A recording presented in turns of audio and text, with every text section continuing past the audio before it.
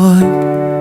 Sa gitna ng ingay, may tahimik na boses na nagsasabing, kaya pa yan, huminga ka muna. Huwag mong dalhin lahat. Hindi mo kailangang tapusin ang mundo ngayong gabi. Maagang gumising, biyahe sa siksikan, bit-bit ang responsibilidad na hindi pwedeng iwanan. May bayarin sa mesa, may pangarap sa isip, habang iniisip kung sapat pa ba ang lakas na natitira sa dibdib. Hindi ka nag-isa sa laban na mabigat. May mga tulad mong tahimik lang pero matatag. Sa gitna ng pagod, may dahilan pa rin kung bakit ka bumabangon sa bawat umaga pa rin. Sa gitna ng pagod, hindi ka talo. Kung ang kaya mo lang ngayon ay isang hakbang paro.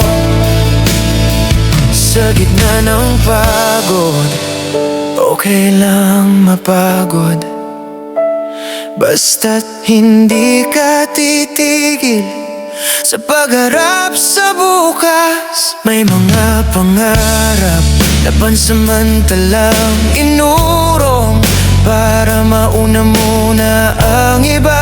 Kahit puso mo'y kumukulong, may mga ngiting pilit, may okay lang na sagot. Pero sa loob ng dibdib mo, alam mong mabigat ang lahat. Kung wala mong pumapalakpak sa bawat sakripisyo mo, hindi ibig sabihin wala, hindi ibig sabihin kulang ka. Sa gitna ng pagod, may dahilan pa rin kung bakit ka bumabangon sa bawat umaga pa rin. Sa gitna ng pagod, hindi ka talo. Kung ang kaya mo lang ngayon ay isang hakbang paro. Sa gitna ng pagod, may liwanag din. Hindi man agad makita, darating din. Kung gusto mong umiyak, ayos lang yan. Kung gusto mong huminto sandali, hindi yan kahinaan. Hindi mo kailangang maging malakas sa lahat ng oras. Minsan sapat na ang hindi ka sumusuko bukas. Sa gitna ng pagod, may pag-asa pa rin.